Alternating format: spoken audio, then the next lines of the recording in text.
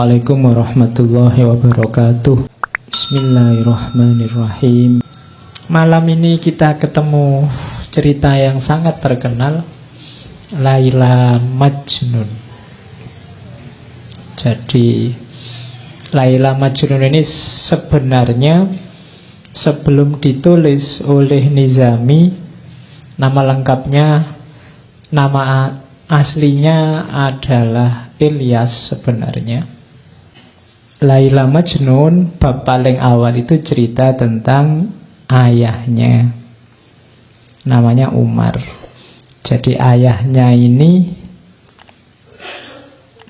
sampai tua belum punya anak, melakukan usaha apapun susah sekali punya anak. Akhirnya berdoa, disuruh tirakatan sama orang-orang dekatnya, dan dikaruniai ini anak laki-laki yang ganteng luar biasa, nanti dikasih nama Qais.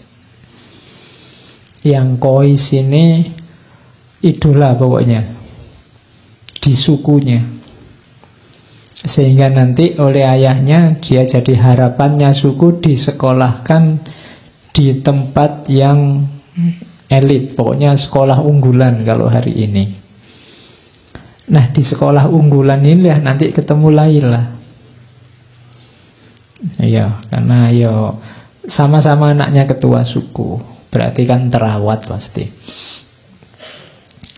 Nah, Laila dikenal kecantikannya, kalau Majnun dikenal ketampanannya. Jadi yang ganteng ketemu yang cantik, masuk akal. Ya, halo ya. Sebenarnya ceritanya bisa dibikin tragis itu. Kalau di Sirin Khusro ada tragisnya, karena nanti ada yang jatuh cinta itu tukang batu jatuh cinta sama putri, meskipun nanti sebenarnya cerita sama sultannya. Tapi kalau di Laila Majnun yang ingin ditonjolkan bukan itunya, tapi bagaimana orang ketika sudah dilanda cinta itu sudah lupa dengan semuanya. Harusnya begitu. Kalau kita sudah merasa cinta sama Allah, rasanya semua yang lain tidak berarti.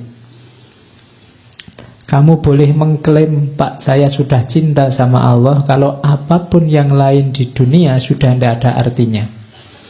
Kalau kamu masih panik, masih sumpek, masih gelisah, masih khawatir, masih takut oleh apapun hal yang bukan Allah, berarti belum cinta.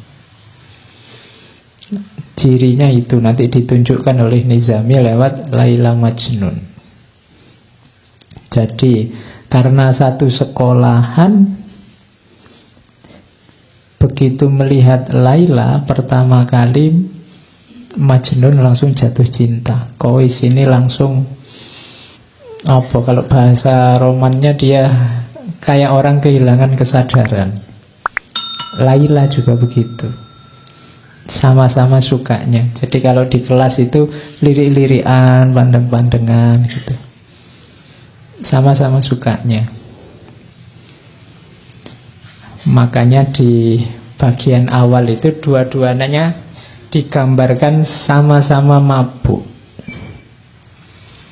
Jadi serangan pertama itu kan memang dahsyat bagi yang alami, yang belum dibayangkan.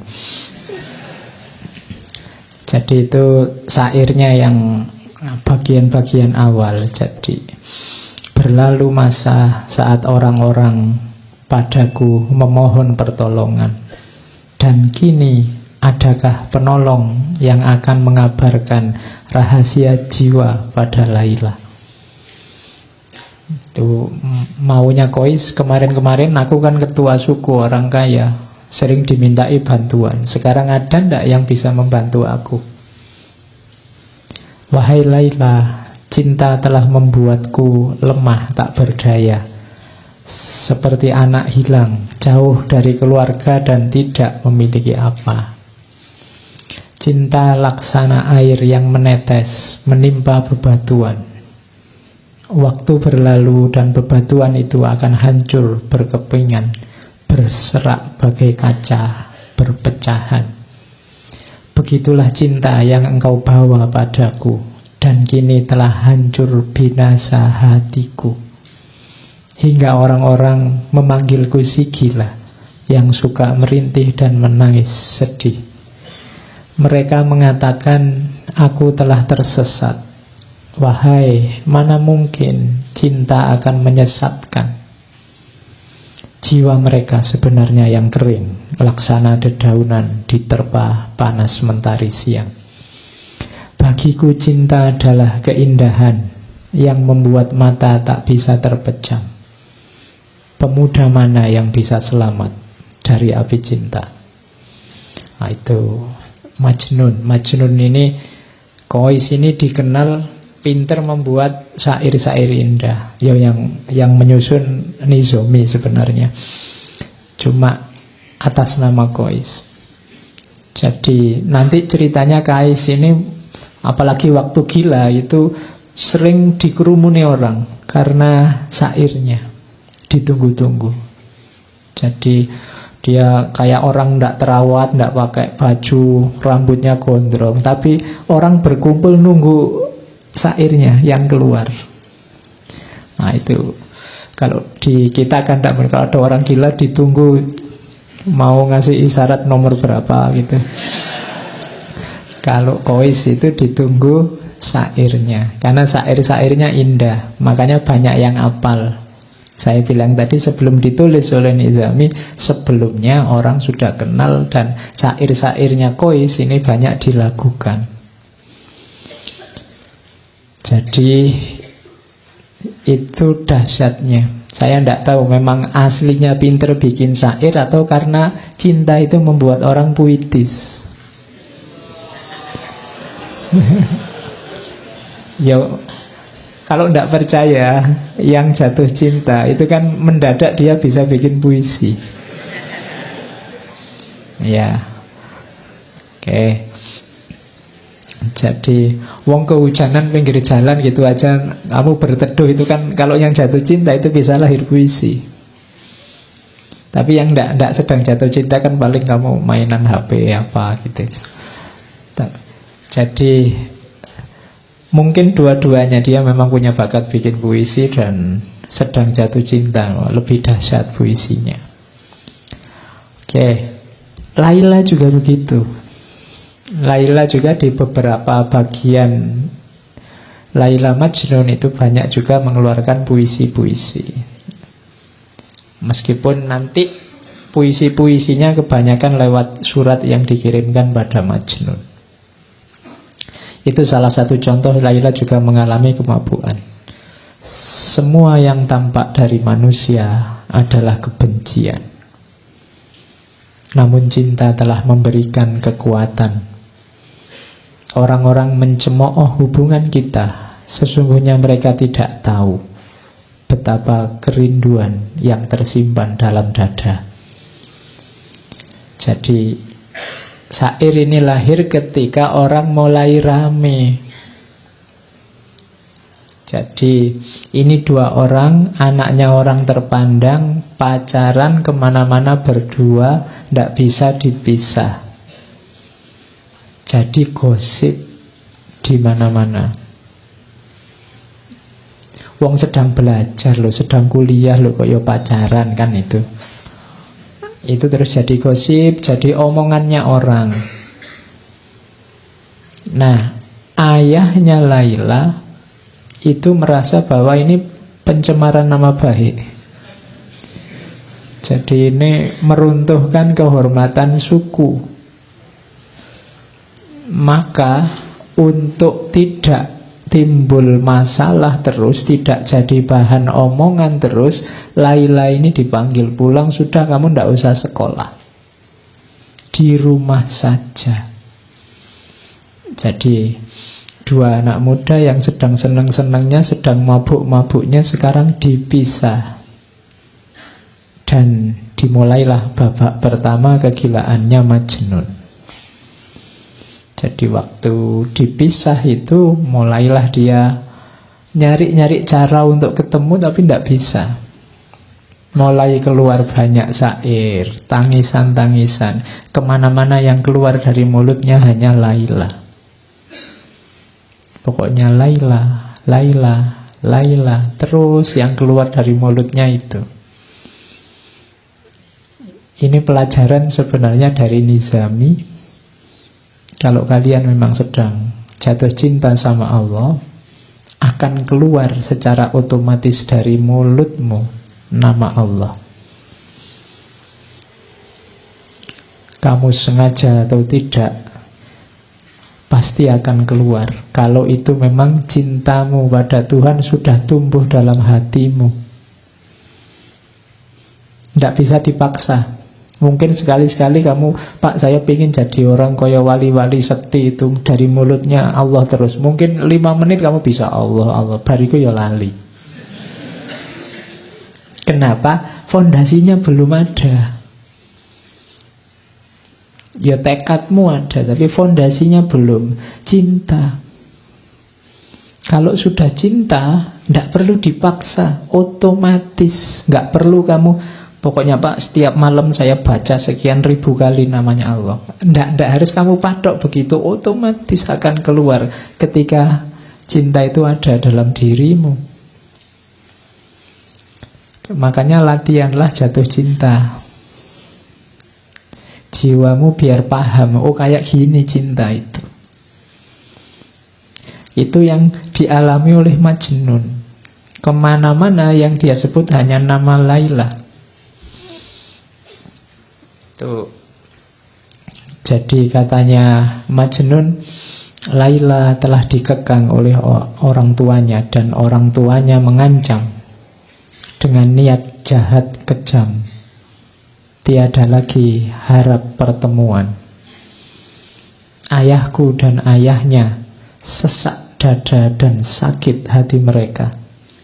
Bukan karena apa-apa, hanya karena aku mencintai Laila. Mereka menganggap cinta adalah dosa. Cinta bagi mereka adalah noda yang harus dibasuh musnah. Padahal hatiku telah menjadi tawanannya, dan ia juga merindukanku. Cinta masuk ke dalam sanubari tanpa kamu undang, tanpa kami undang, bagai ilham dari langit yang datang menerjang lalu bersemayam dalam jiwa. Dan kini kami akan mati karenanya, karena cinta telah melilit seluruh jiwa. Katakan padaku, siapa orangnya yang bisa bebas dari penyakit cinta?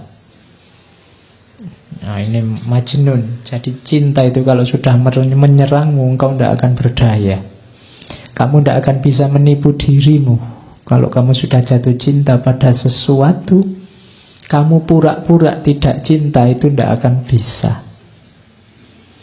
Ya mungkin ditolak, ya mungkin tidak nyambung, ya mungkin dia tidak suka padamu, tapi kalau kamu memang jatuh cinta, kamu tidak akan bisa mengelak.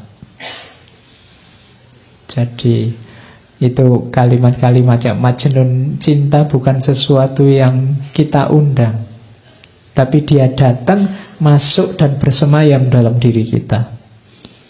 Kita tidak akan punya daya kalau sudah datang. Makanya katanya Gibran, pasrahlah kalau cinta memanggilmu. Kenapa? Tidak akan bisa kamu lawan. Kamu tidak akan bisa menipu dirimu. Dan Majnun mati-matian berusaha untuk bisa bertemu Laila. Macam-macam nanti ceritanya di novel itu. Ada yang dia pura-pura jadi pelayan perempuan. Nanti diatur sama teman-temannya. Teman-temannya juga kasihan, ini anak jatuh cinta kok dipisah. Dirancang untuk bisa ketemu. Akhirnya Majnun nyamar jadi anak perempuan. Masuklah ke kamarnya Laila. Ngapain di kamar? Enggak, loh ini penting. Di kamar hanya pandang-pandangan. Sama-sama masih saling terpesona. Hanya diam. Coba mau baca nanti novelnya. Jadi hanya diam, hanya melihat, saling mengagumi, saling terpesona, dan tidak ngapa-ngapain. Nggak usah dibayangkan aneh-aneh. Terus nanti ketahuan, terus pergi.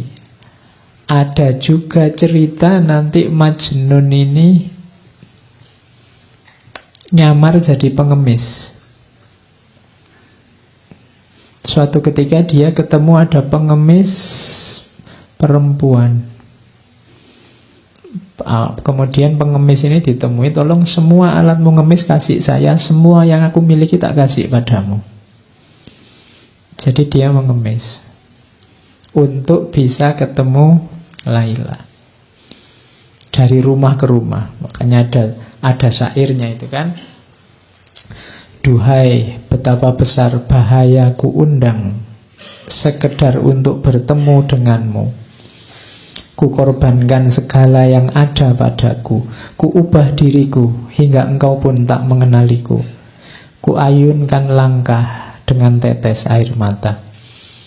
Dan setelah memasuki perkampunganmu, ku buang semua tanda yang membuat orang mengenaliku. Ku ikat diriku dengan rantai baja bagai budak hina, berjalan menengadahkan tangan meminta sedekah. Dan bocah-bocah itu tiada suka melihatku. Mereka berkumpul mengelilingiku, menghardik dan melempariku seperti anjing pengganggu. Jadi dia sudah ngemis, pura-pura jadi orang hina, minta-minta dari rumah ke rumah, dikejar anak kecil-kecil, diteriaki anjing. Tidak masalah, yang penting akhirnya sampailah di rumah Laila. Itu Majnun. Kini aku hadir di dekatmu, wahai Laila, tak mampu kutahan air mataku. Kasihanilah kelemahanku, begitu berat penderitaanku. Nah, itu Majnun. Jadi dan tidak ketemu, hanya sampai rumahnya saja. Yang penting sampai rumahnya Laila. Bisa melihat rumahnya itu sudah senangnya luar biasa. Itulah cinta. Kalau kamu jatuh cinta, melihat sandalnya ada di luar itu senang. Oh iya kan? Wah, alhamdulillah ada sandalnya, berarti dia ada di dalam. Nah, itu jatuh cinta. Ada cerita yang lain, suatu ketika Majnun sampai pura-pura jadi binatang. Iya. Jadi suatu ketika dia lihat penggembala kambing yang itu bisa bebas keluar masuk di tempatnya Laila. Mungkin orang tuanya juga memelihara kambing. Akhirnya apa? Ceritanya Kais merangkak di antara kambing-kambing dan melepas bajunya. Bahkan ceritanya, karena yang gembala kambing ini senjatanya kan cambuk. Cambuk itu dipakai nyambui kambing. Antara lain dia tidak sadar yang dicambui si Kais ini. Hanya untuk bisa dekat sama Laila. Jadi itu dahsyatnya cinta. Oke, terus ya. Ini ceritanya tangis-tangisan terus. Nah, sebelum ke syair ini. Syair ini lahir setelah ayahnya Kais akhirnya tidak tega lihat anaknya. Iki piye to yo, anak ini kan sudah digadang-gadang mau jadi penerus, kok malah Majnun kayak gini. Akhirnya atas nasihat banyak orang, mbok yo anak sudah kayak gitu, mbok yo dilamarkan. Sampean kan ketua suku, apa saja punya. Akhirnya dituruti oleh orang tuanya. Kais Pulanglah ke rumah, tenang saja, tak lamarkan sekarang ke tempatnya Laila. Dilamarkanlah oleh orang tuanya ke rumahnya orang tua Laila. Cuma sayangnya, ada sayangnya, lamarannya ditolak.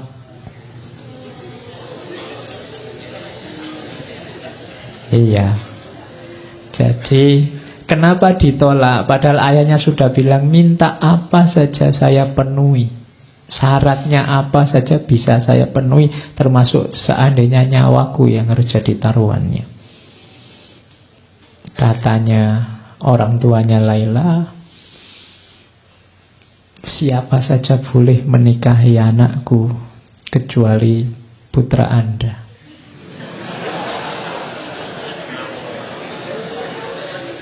Ya, kenapa? Orang tuanya tidak bisa jawab. Mana ada orang tua yang merelakan anaknya dinikahi oleh orang gila? Mana ada orang tua yang merelakan anaknya dinikahi oleh pemuda yang tidak waras? Karena ya ayahnya Laila ya ngerti kegilaannya Majnun, meskipun gilanya memang karena mencintai putrinya, tapi dia tidak mau. Wong dulu masih waras, pacaran saja digunjingkan orang, kita malu luar biasa, apalagi sekarang. Jadi sudah serius seperti itu masih ditolak. Bisa dibayangkan ya, Majnun yang tadinya sudah merasa agak sembuh, merasa terhibur, wah nanti dilamarkan oleh ayahku pasti beres, tapi kok ya ditolak. Mulai lagi kumat. Jadi ya. Dan dia katanya, Majnun, rumahku telah menjadi bara api bagi jiwaku, tetapi wahai Laila, aku akan senantiasa berada di sisimu. Semoga kasih sayang Allah dilimpahkan padamu. Wahai pecinta yang malang, kerabatku menganggap aku mempermalukan mereka. Teman-temanku pun gemetar jika mendengar namaku. Jadi keluarganya merasa malu oleh kehadirannya, teman-temannya semua juga menjauh, tidak ada yang mau mendekat. Duhai cawan anggur yang ada di genggaman, kini jatuh berantakan. Telah kutinggalkan sanak saudara dan orang tua, sedang kekasihku pun jauh di sana. Namun aku tidak akan menyerah walau kesulitan demi kesulitan mendera. Orang yang tidak merasakan kesengsaraan tidak akan menikmati kesenangan. Dan orang yang tidak pernah dihimpit kesedihan, mereka tidak akan dapat memahami hati yang sedang merana sendirian. Jadi mulai dari sini Majnun nanti mulai menyepi, menjauh dari keluarga, menjauh dari masyarakat, hidup di padang-padang pasir. Apalagi nanti kemudian keluarganya karena masih mempertimbangkan harga diri, khawatir malu, akhirnya pindah menjauh dari daerah situ ke daerah Najd. Wah, tambah lagi puisi-puisinya Majnun karena dia merasa semakin jauh dari Laila. Setiap hari hidupnya di padang-padang pasir, di bebatuan di bawah padang pasir, di goa-goa. Uniknya, selain tadi sering dikerubungi orang-orang, hewan-hewan yang ada di sana itu patuh sama Majnun. Bahkan kabarnya sampai anjing, ular, macam-macam binatang-binatang buas itu kalau di dekat Majnun jinak. Jadi cirinya ada Majnun itu biasanya ada binatang buas yang berkumpul di sekelilingnya, yang harusnya saling memakan malah tidak saling memakan. Itu penjelasannya Nizami untuk menunjukkan bahwa orang yang jiwanya diliputi oleh cinta, auranya juga aura cinta, siapapun dekat akan senang. Beda dengan orang-orang yang jiwanya penuh kebencian. Jangankan ngobrol mendekat aja malas, hawanya ndak enak. Iya. Jadi bangun jiwamu dengan aura yang penuh cinta. Bahkan binatang buas pun bisa tunduk, bisa patuh. Kadang-kadang kalau Majnun sedang tidur di tengah padang pasir, binatang-binatang ini yang menjaga. Itu kelebihannya para pecinta. Oke. Ini pelajaran dari Majnun lagi, bahwa cinta itu kebebasan. Wahai Laila kekasihku, berjanjilah pada keagungan cinta, agar sayap jiwamu dapat terbang leluasa. Melayanglah bersama cinta laksana anak panah menuju sasarannya. Cinta tidak pernah membelenggu, karena cinta adalah pembebas yang melepaskan simpul-simpul keberadaan. Cinta adalah pembebas dari segala belenggu. Jadi, contoh paling mudah, di mana sih pembebasannya cinta itu? Majnun tidak lagi terikat oleh apapun selain cintanya. Dia rela kehilangan bahkan keluarganya, apalagi posisinya sebagai putra mahkota, apalagi kedudukannya, teman-temannya.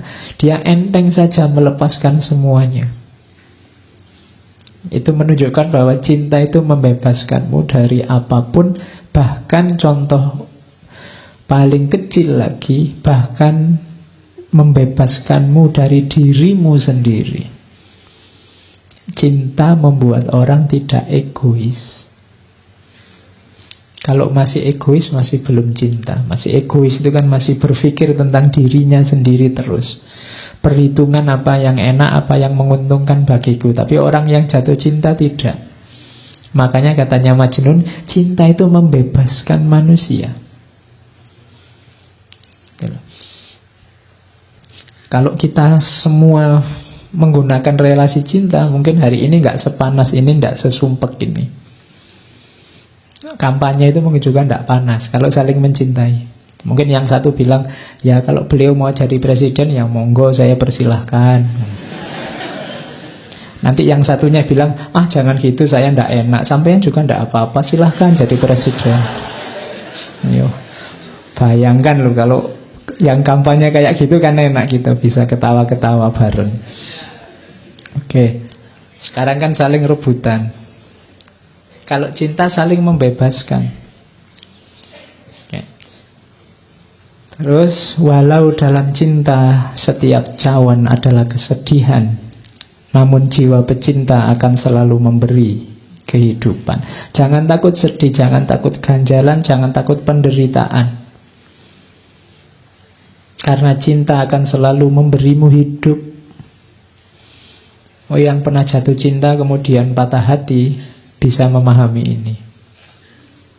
Kesedihanmu itu yang luar biasa itu, itulah yang menghidupkanmu lewat kenangan-kenangan, memori-memori. Indah loh. Kenangan itu kan membuatmu kangen, membuatmu rindu, membuatmu ingin ketemu lagi, ingin hidup sebelum bersama dia. Jadi cinta itu sakit, tapi sakitnya cinta itu ngangeni.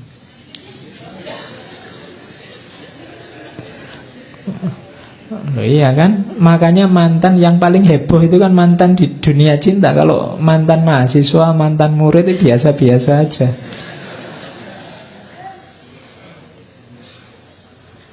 Banyak racun yang harus kita telan untuk menambah nikmatnya cinta.